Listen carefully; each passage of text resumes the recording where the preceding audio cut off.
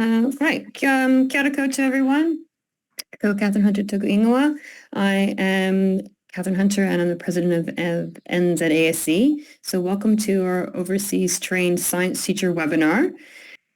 Okay, so me karakia kato, whakatakateho ki te uru, whakatakateho ki te tanga, kia mā kita, kia mā taratara ki tai, e hiaki ana tia te kura, hei tiu, hei huka, hei hohu, ti hei moriora. Kia ora. Okay, so welcome. So like I said, my name is Catherine Hunter. I'm president of NZASE. I am a deputy principal at Mission Heights Junior College in Auckland. I am from Canada. I've been in New Zealand now for 14 years. So I've gone through the overseas trained teacher woes and successes as well. So we're here to support you. So I'll pass you back over to Doug. He'll introduce himself, and then we'll keep going through to our other panelists. I've been in New Zealand since 2009, and spent 3 years at Palmerston North Boys High, really good school, very much enjoyed my time there, and then moved down to St Patrick's College in Wellington, where I'm HOD, and I've had a few other hats during my time, but really enjoyed the transition. Hopefully, we've got people whose memories are more recent than mine to share that, but I'll add any value I can as well. Kia ora. And we'll pass it over to the other Catherine. Good afternoon. My name is Catherine Kane. I am originally from the United States. I started teaching in 2014 in the public school system, moved to the private school system. I was there for the rollout of the next generation science standards, and then taught a bit in Sweden before landing here a little less than 17 months ago. And I'm also at St. Patrick's College with Doug as well. Thank you. Our second panelist, we have Chris. Kia ora, ko Chris Van Toner toko ingoa, e kai o kau ahau ki te The Garden School. Hi everyone, I'm Chris Van Toner. I teach at The Garden School in South Auckland. I am a South African originally. Moved over in 2019 straight from university. I teach at a full primary school where I'm the science specialist teacher from years 1 to 8. A bit of a niche role, absolutely loving it. And yes, the Garden School is an ILE school. They're also called MLEs, Modern Learning Environments, but they're not so modern anymore. So rebranded to innovative learning environments. Thanks, Chris. We also have Ashrit Kumar. He's just not with us at the moment, but he'll jump on a little bit later. He is originally from Fiji, and this is his second year teaching in New Zealand, and he is working at Mission Heights Junior College with me. So we've got 2 to 3 panelists today, and Doug and I have lots of experience, so we can fill in any blanks as well and answer some questions. So what maybe we would start with is having a little bit of a round robin. And I think that Catherine and Chris have touched on that, and what brought them to New Zealand and how they found their transition into a new curriculum and new learning environment. So Catherine, why don't we start with you? So my family has kind of always wanted to leave the U.S. We were in the process of coming here when the pandemic hit. So we pivoted and ended up in Stockholm instead. Not quite the island life we were looking for. So when the country opened back up, we went back with the original plan and were able to successfully make it here in October of 2024. And then I reached out to Doug in December and said, hey, this is my background. How does it translate to what the curriculum looks like here? And we had a wonderful little Hui. He was in Scotland at the time. I was here. We did a Google Meet. And then I started right before the school year started in 2024. Oh, wow. It's exciting. Yeah, cool. How did you end up in Sweden compared to New Zealand? Because those are very different places on the globe. My husband is in the tech field, and we had friends that he had worked with previously who had left and ended up in Stockholm. And so he was just kind of lamenting to them of, oh, I think, we might be stuck in the US. And they said, well, if you're looking for, a good family friendly city and a nice work-life balance, maybe try Stockholm. And it was lovely, but it wasn't quite our original intention. So. Very cool. Got it. Thank you. And Chris, what about yourself?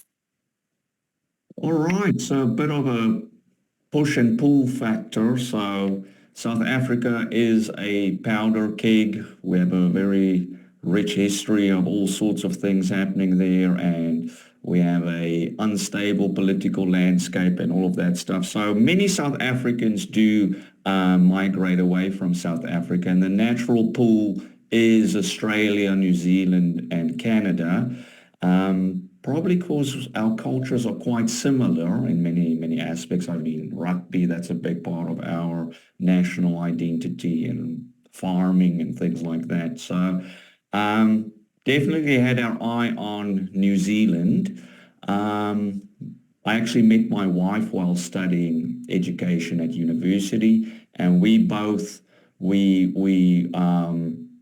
thought about immigrating, and right after university we didn't really have any job opportunities in teaching. So we graduated top of our class, but there just wasn't anything available for us. So we took a bit of a gamble, and we just went on a Facebook group, I believe. I forget which Facebook group. And my wife inquired about teaching in New Zealand, and someone reached out to her saying there's a position available at her school. And then she got into contact with the principal, and then they put us in touch with a recruiter. And then the recruiter asked my wife, okay, but what does your husband do? And then she said, no, he's also in teaching. And they said, great, we can get him a job as well. And then they actually asked me what's my ideal sort of teaching landscape, what's my philosophies around teaching. And I said, yeah, I don't really like too much textbook stuff and writing stuff on the board and copying. Like, I feel teaching is more dynamic and needs to be a bit more engaging and cross-curricular and things like that. And I didn't even know my type of school existed in New Zealand, but apparently it does. And they put me in contact with Susanna, and that's how I landed this job. And for the past, what's it now, my 7th year, I've been absolutely happy at the garden school, and I've just grown so much in my role. So initially I was just a year 7-8 teacher, teaching all curriculum areas. But now subsequently that role has morphed into me becoming the science specialist teacher at the school, which just aligns with my views on teaching as well as my passion for science. So I get to have great fun every day. Very cool. Two very different ways of getting into teaching in New Zealand. So Catherine came here and reached out to Doug and kind of got in through that way. And your wife, so by proxy, you got in, Chris, through a Facebook group. So lots of different avenues to get into teaching in New Zealand. So you don't have to rely on immigration advisors. So, but for those that don't know about or don't have any contacts, there's the Ed Gazette, and there's lots of information and resources there to help get teaching jobs in New Zealand. I had no idea what the Ed Gazette was when I first arrived here. I didn't learn about it until I was at Teachers College. So that might be a good place for people to start if they're unaware of it. Cool. So I've got a couple of questions that I thought maybe we could go through. So was there any particular resources or professional development that you found really helpful on your transition into science in New Zealand? So Chris, we'll start with you this time. All right. I was actually planning on having one with me. But along the way, someone pointed out the Building Science Concepts book. I don't know if you guys are familiar with that one, but that really helped me to square the New Zealand curriculum with a tangible resource that you can use inside the classroom. So on the New Zealand curriculum, it can sometimes be a bit nebulous with what you're supposed to teach. It can be very open-ended. We call them the achievement objectives. So they'll say something like they need to gain an understanding of electricity, but it leaves the details and the nuances up to the teacher sometime to figure out exactly what to unpack, how to unpack that, what the sequence would be of teaching that unit of material. So I found those series of books. In the front, they'll break it down to a topic like electricity. They'll have the big idea that you're aiming towards teaching and covering with your students, and they'll actually show you how to scaffold up to that idea. So maybe we'll touch on electrons and this aspect and conductors and that, and all of these things are important to building up that foundation knowledge to what you want to cover with your students. The books also have content information for the teacher, so it's not a student workbook, it's for the teachers. So I am quite confident and strong within my science teaching, but many other teachers, they don't have that strong content knowledge. So that's a great resource just to upskill yourself with the topic of the day and then to deliver that to your classroom. And then at the back of the book, they've got all sorts of hands-on activities and experiments and the equipment that you will need to use for it and how it links to the various topics. So it's great at covering that side of the curriculum, because the New Zealand science curriculum is not just about content knowledge, it's also about the nature of science, which can be a different way of approaching science teaching to some overseas trained teachers. So that resource is a great way of incorporating contextual knowledge with the nature of science stuff within hands-on science experiments that you can do. So it just takes that load a bit off of the teacher, because often I find teachers know they're supposed to do that stuff, but they've never heard of those books, and most schools have them, and then they're left to scratching around on YouTube and TikTok videos, which are great, but this just has everything you need. So it's the Building Science Concepts books. They're sometimes called the green books, and some schools, they're in a library and they're gathering tremendous amounts of dust, but they're a great resource. Another one is obviously the Science Learning Hub. Great resource, a bit more updated, and it's a living resource. So it's a website. On the website, you can get activities, you can get professional development, you can get articles to read, and they're all geared towards different year levels and different topics. So that's a great resource to jump in. And they make the curriculum links very explicit. So they make all those links for you. So especially if you're new to navigating all those documents, and some of those documents can be some of it's over here, some of it's over there, it just streamlines that a little bit. And accompanying the Science Learning Hub is also their Facebook group. Their Facebook group is quite busy, and they give additional resources, and they'll link you to webinars that you can go to and all sorts of things. So they're a great resource. Very cool. I myself use Science Learning Hub quite a lot, and from time to time I will dig out those building science concept books, but it's good to have a reminder that they are there, and a lot of schools do have them, and if you don't, I think you can order them, and from memory they're free. So we can find out more information and add that into the webinar when we post it. Cool. Thank you. And Catherine, what about yourself? What resources of PLD have you found really helpful? So like Chris, I do love my Science Learning Hub. And in fact, I was using that in some of my schools in the US as well. So I actually turned to that for a resource for quite a long time. And really, it's a wonderful resource because it does have a lot of activities and things to kind of link together a lot of the core curricular kind of concepts. that, we could dig on the internet for hours and hours, but they're all right there, which is very helpful. Because I was part of the team that rolled out the next generation science standards in the US, and then when I went to Sweden, I was teaching the IB curriculum, I'm kind of comfortable with the idea of newness. And so Doug, when I started here at St. Pat, said, okay, so we're gonna put you in the level ones because there's brand new level 1 curriculum coming out, the standards for science.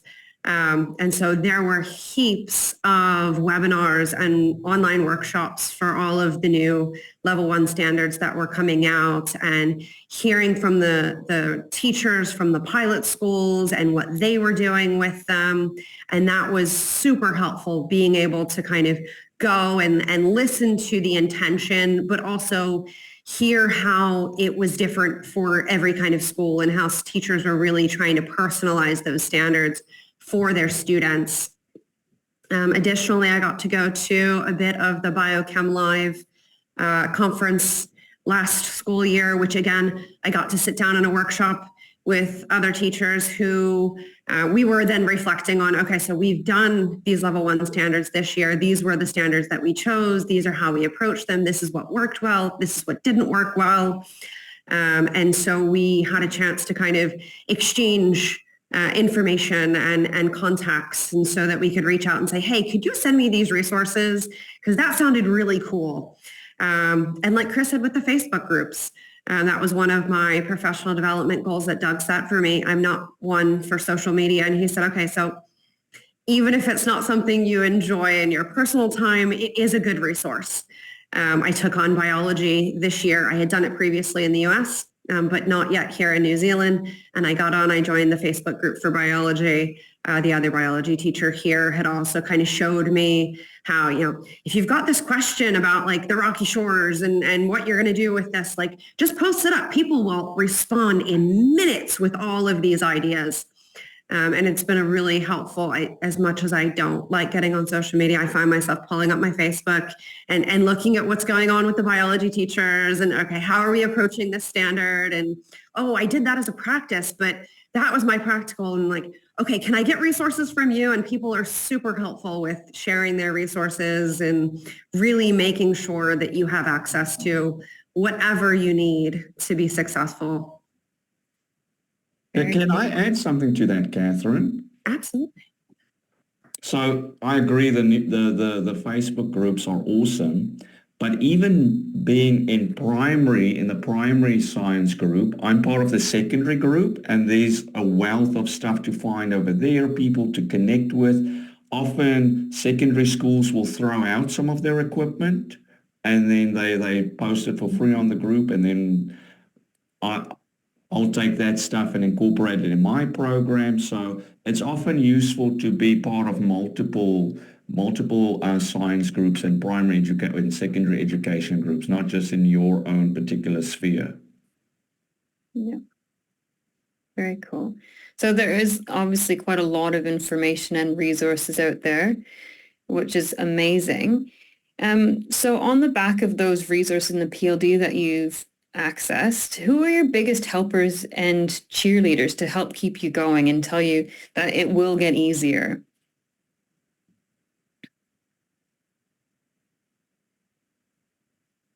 Me again first. You can start again if you'd like. All right, because helpers and cheerleaders.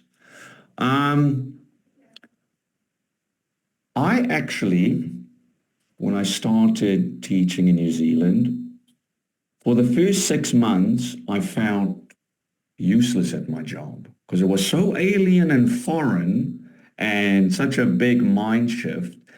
But now it seems almost like a complete joke how out of depth I felt to start with. So it does get easier over time. And some of the biggest help that I received along the way was my mentor teacher being a BT starting at the school, and also some external PLD that I did. So something that I did is called the Science Teaching Leadership Program, and it's done through the the Royal Society Te Aparangi in New Zealand. So they do this big program, check it out. It's a 2-year-long professional development program, and they provide workshops and all sorts of things. And that's actually where I received the most insight into the curriculum and resources and all of that stuff, and a tremendous amount of support. Because the people that run the program, they're heavily invested in uplifting science teaching all across New Zealand, and they've really fueled the fire for me with what I'm busy with. So they've been a great cheerleader. The people that I've done the program with, my peers, they've been great because they were in the process of uplifting science teaching in their schools with me, and we would support each other. I'm trying this at my school, this is working, this isn't quite working, and then they'll take something away from me and give me something that they're doing that's working well.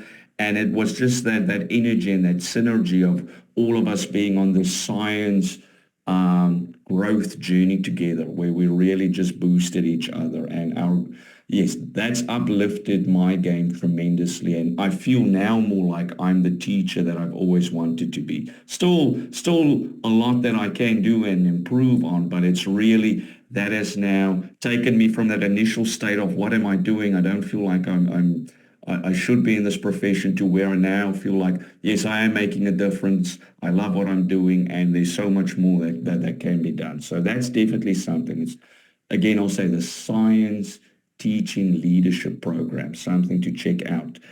Another cool one, so that's one outside organization. Another one is Blake Inspire for Teachers. So Blake Inspire, they are very much concerned with conservation and outdoorsy educational things. And they run this program for teachers, primary. Do they do secondary? I think they do secondary. Yeah. So they have this program. It is a week-long professional development program where they take a group of teachers and then they pair them up with experts in the field of marine biology and geology and all your major environmental sciences. And they provide the teachers with activities and experiments and outdoor experiences that they can then take back to the classroom. And then towards the end of that week-long professional development, you formulate an action plan to take back to your school. And then again, it's the same kind of setup where you're with a group of like-minded educators. You've now all established these goals, and now you're reporting back and you're touching base with each other and just learning from each other and growing and bouncing off of what other people are doing. So there's a lot of outside PLD that you can access in New Zealand, and it's not always obvious. The best place is through those Facebook groups. You see them pop up every now and then through that, I would say it's the networking. Establishing strong networks with like-minded individuals, and they ultimately become your cheerleaders. Oh, cool. Thanks, Chris. It's nice to hear your experience with the Science Teacher Leadership Program and with Blake, because sometimes teachers aren't aware of them. It's great to plug them. So thank you for that. And Catherine, what about you? Who were your biggest helpers or cheerleaders to get you through the starting period? So of course, I'm very new, being here less than a year and a half. I was only in the country for about 3.5 months when I started here. So my department really became my cheerleaders. Those were the people that I went to.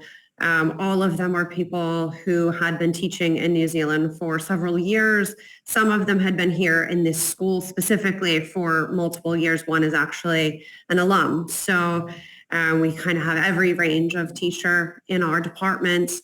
And it really didn't happen until the end of last school year when I was working with a group of junior scientists and preparing them for the Wellington Junior Scientist Tournament that I started meeting teachers outside of my building. during those events and kind of, working as judges and panelists and really going, hey, okay, so if you teach this and I have that kind of standard, like, what do you do for this? And so I'm really kind of enjoying meeting new faces and learning about what other schools in this area are doing. And I would really like to do a lot more professional development as this year progresses. And now that I've kind of got my feet under me here in my school and I know what kind of the school culture is and the expectations are, and, there's always kind of that transition period. So that first year I was like, all right, I'm just going to focus on my silo and then I'll start branching out. So that's kind of where I am now, is that branching out period. That's perfect. So that actually segues really nicely into my next question. It's about how you manage your time. So obviously when you come into a new school, you want to make a good impression and you might feel pressure to get extracurriculars like science fair or different clubs and stuff. They are excellent ways to network with other like-minded people, but how do you balance that? So that way you're not overcommitting yourself on a quest to find that network. So Catherine, do you want to maybe respond to that? Sure. So my course load last year, I had half junior classes, half senior classes. And something like the Wellington Junior Scientist Tournament happens during that study break for the senior classes. So I wasn't seeing those students the typical 4 hours a week like I normally would, which gave me time to work with my junior students a little bit more. These are typically your students that are going to go above and beyond. So I would check in with their other teachers and say, are they up to date with all their assignments? Can you spare them? Are they ahead on projects and things like that? And so then they could come in and work with me maybe when I had some non-contact time to help prepare them.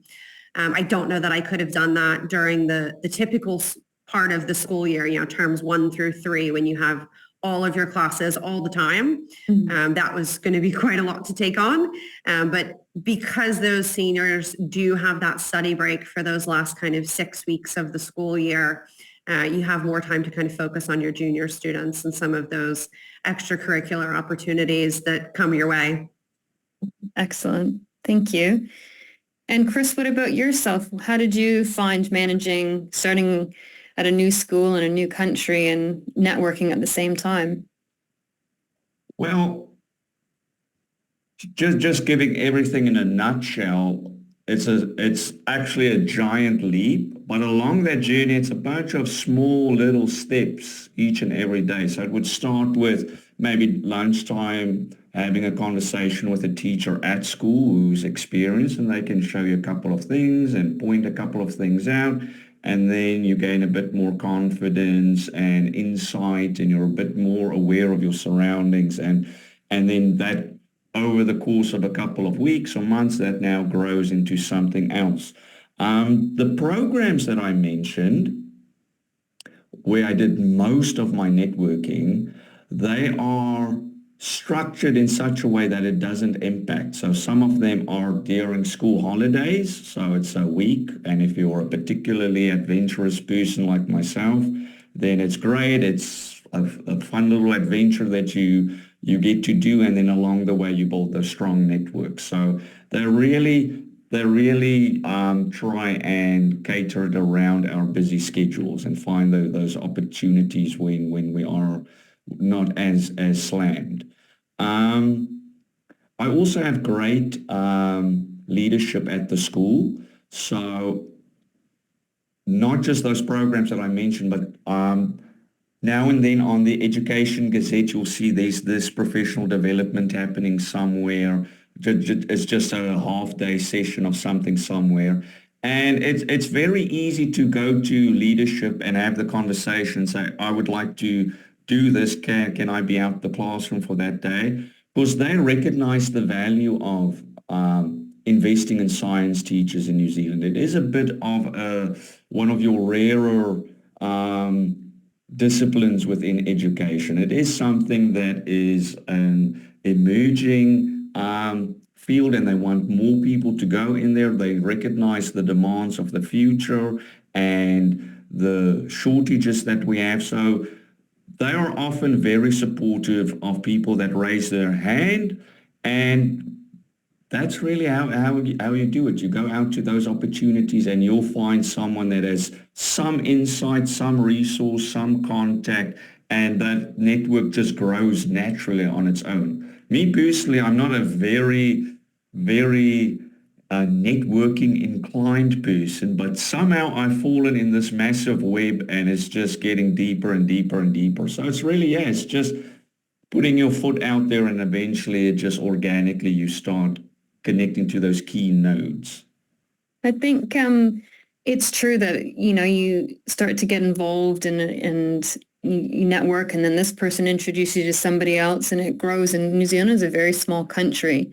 So, yeah, you're going to hopefully run into somebody who knows somebody who knows somebody that can help you. Another great place to go is to your NZASE regional reps, and we'll put the link in the webinar as well.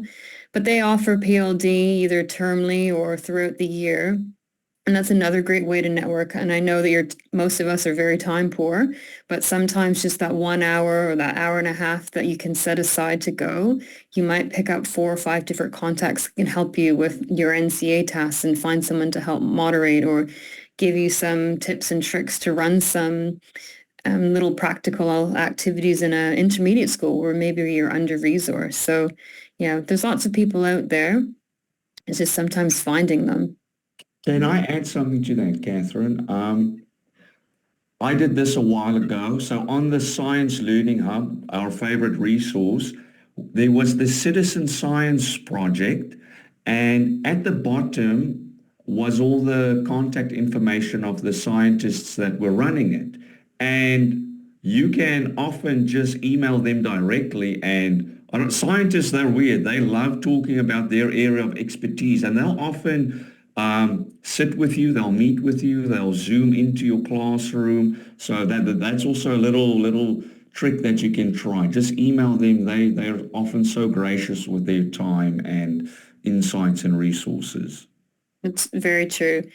Yeah, finding some scientists that can assist is very helpful. I know that there's also the Learns virtual field trips that classes can subscribe to. And at the moment with NZASE in our newsletters, we're profiling some scientists. So it's another good place to check in and see, well, what's going on and what's coming up. So yeah, that's great just to pick off and just cold call sometimes or email. And you never know what you'll get from that. Yeah, that's great.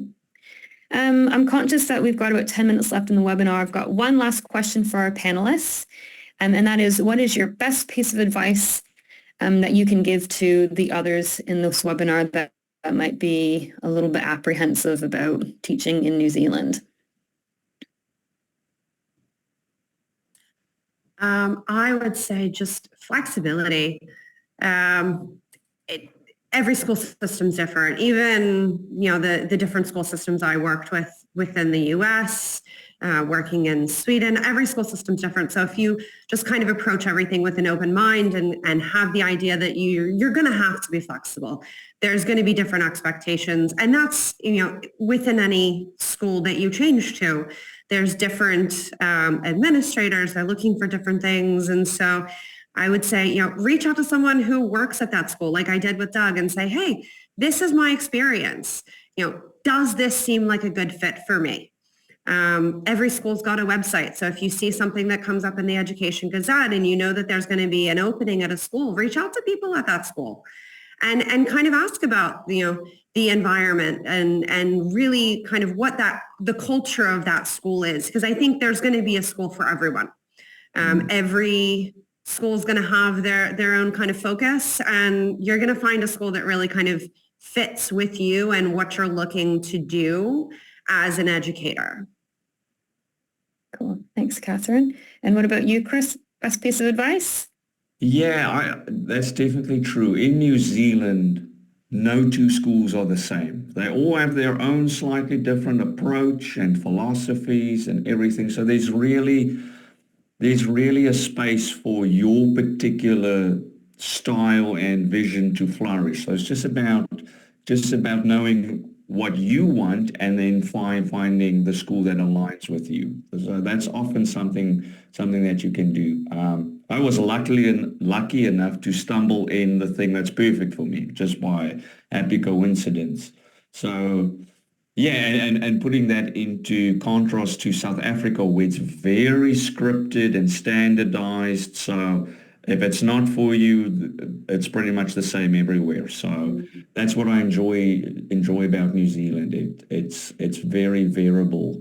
And my best piece of advice is start with something that's doomed to succeed. So start with what you know, what you can do, what you're confident in, run with that, and then build off of that success. Because I think that sometimes people have a vision in their head and they want to do something that's very weird and wonderful, and then they just jump straight into it. Rather, just take a step back, do something that you know is going to work, and then build from that gradually. And like we were talking about, those networks and all of those things, it doesn't just happen overnight. It's just gradually sticking with it.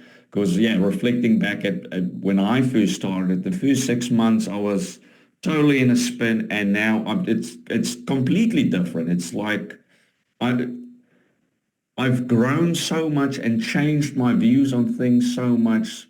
But when I initially started, I just stuck with the core things that I know how to do. It's like, yes, I know how to stand in front of the class and introduce myself. I can do that. I'm doomed to succeed with that. I know how to maintain a semblance of discipline in my classroom. Let's do that. And then gradually you just build on those successes. And then in a couple of years, you don't recognize yourself.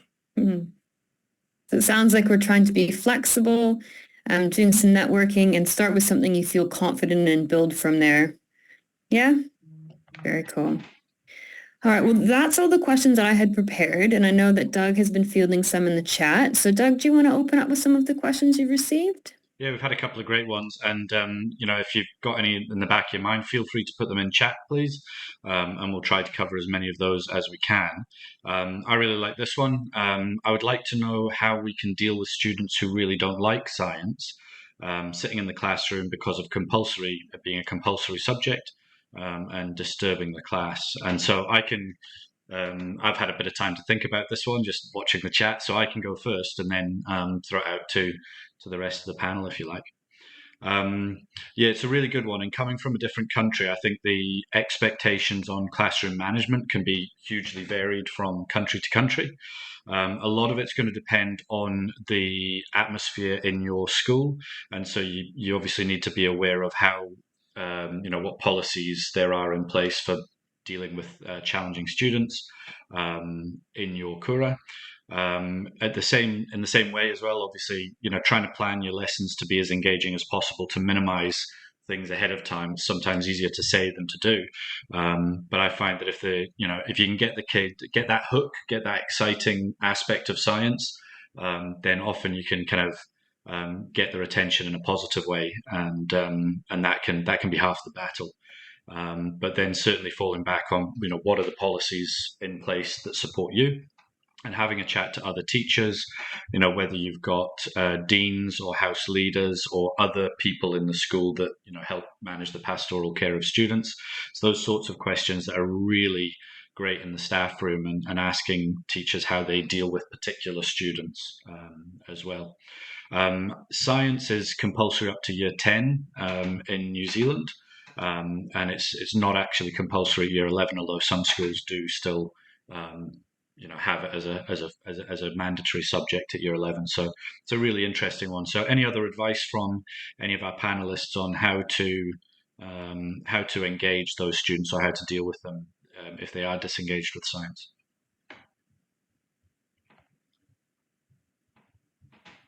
I'll go. Yeah, so that's the beauty of this this curriculum. It's very open-ended, so there's a lot of liberty that the teacher can take. So it's not necessarily super prescriptive, everything on the whiteboard, copy down these definitions. To 90% of students, that is boring in science. So what I've experienced since coming to New Zealand is just the amount of hands-on stuff that you can do. So with a group of year 7, 8 boys, to teach them physics, we constructed our very own catapult. We learned some woodworking stuff along the way.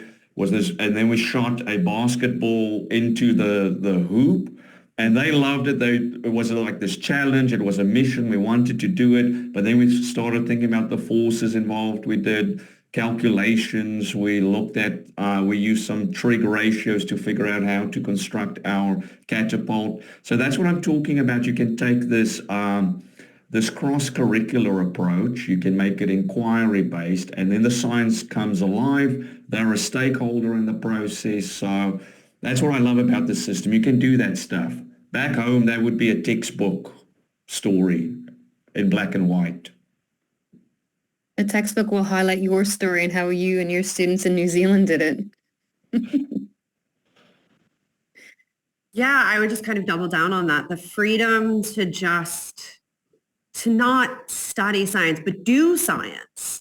When we're doing homeostasis with our year 13s, we got outside and I'm like, okay, so like run, get your heart rate up, see what your body, like, it's going to happen, but like, do it. We're quite a sports focused school. So anytime we can get students out of the classroom and we're really kind of like making connections to the things that they like to do naturally is wonderful. And your administrators, at least my administrators, will absolutely support that. I tell my own children, I'm like, I'm kind of a clown at school. I don't mind getting up and making a complete fool of myself. And like, I just talk to my students. I'm like, when I was a student, I didn't like reading science textbooks. So like, let's not read the textbook. Like, let's do something. I really kind of imbibe my passion for science with them. And I'm like, I get paid to set things on fire. I get paid to play Angry Birds with little like ping pong balls and talk about the amount of force that you needed to be able to knock down the blocks. And like we get to have fun. We're not just sitting there trying to figure out what an author was trying to tell us about a story that they wrote. Like, we get to do stuff. This is the best place to be. This is like most of my boys, when I ask them, like, what's your favorite class? PE. Let's figure out how to bring in those physical activities into what we're studying. And they really you get a little bit more buy-in when you're just like really into it. And you're like, I have the best job. Let's have fun today. And yeah, I mean, I couldn't do that in every school. I couldn't do that with every lesson. There were very specific things that my administrators in the U.S. were looking for, and I needed to prepare students for standardized tests. But here, we get to be scientists. Every day, we get to be scientists. It's not studying the theory. It is studying actual science. Mm-hmm. Very cool. Thanks, guys. I think that covered it, and hopefully that answered the question, gave some tips and tricks for our chat room. Yeah. Did we have any other questions? Yeah, absolutely. And maybe just add, if you are having difficulties with a student, often getting them, isolating them from their audience in a sense of maybe speaking to them after class and trying to find out what's going on for them might, give you a little bit of insight into maybe what's disengaged them from science in the past or what their interests are. And then, as Catherine and Chris have talked about, finding ways to bring that into the classroom can be a winner. I know it's hard, like it's easy to talk about, but then when you're in the heat of the moment, it can be really challenging. There's also lots of good, I find little videos and things like that on YouTube that take you through how to, cool ideas for how to bring science alive in the classroom, low cost, low resources, and can be accessible by anybody. So those little hooks that can help. Mm-hmm. Another really good question.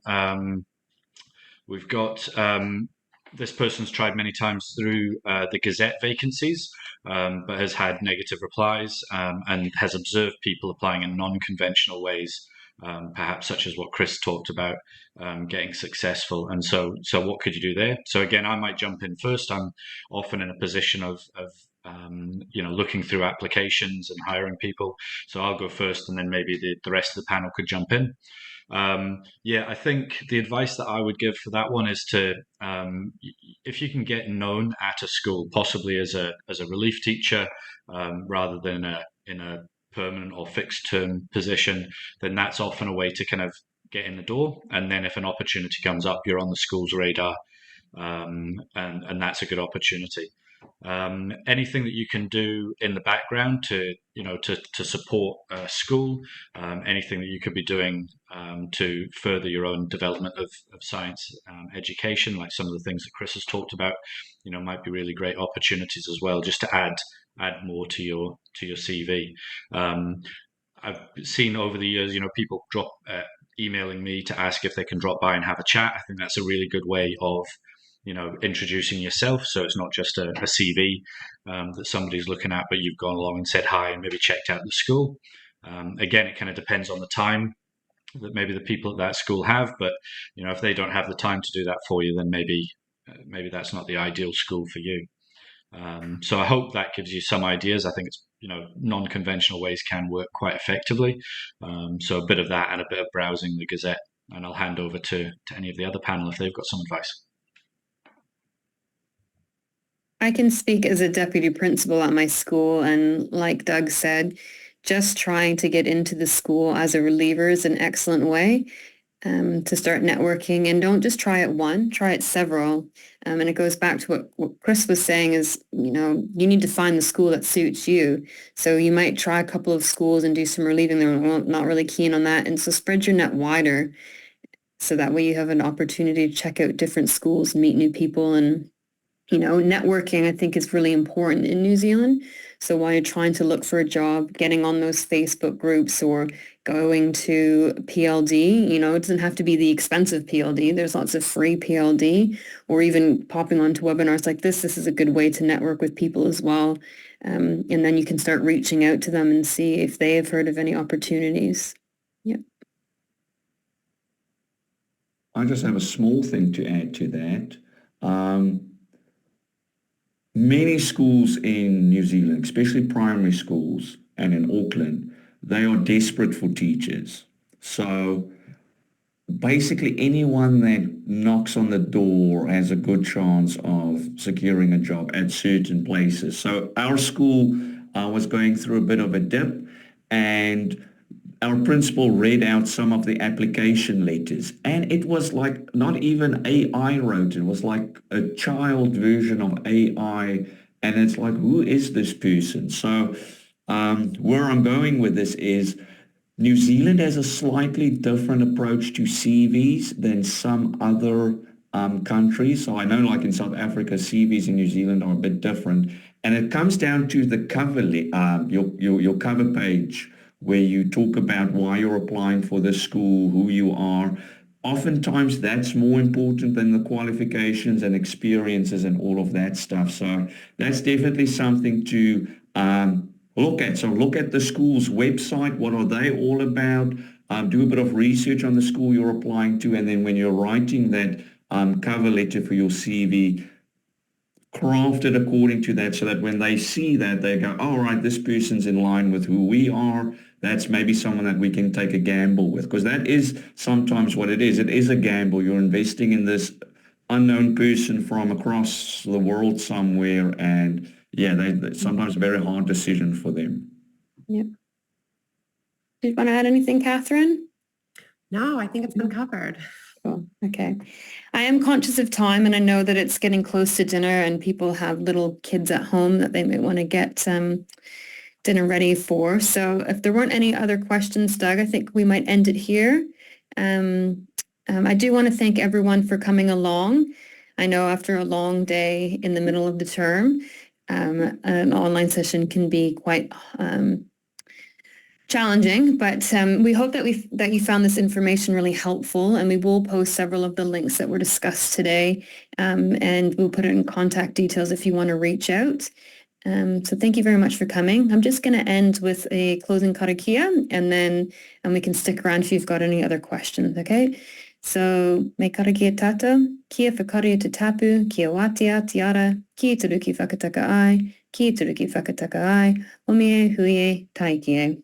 Thanks so much, everyone. Thanks so much to Catherine and to Chris, and thanks to Doug for the IT support and the chat room help. Thank you.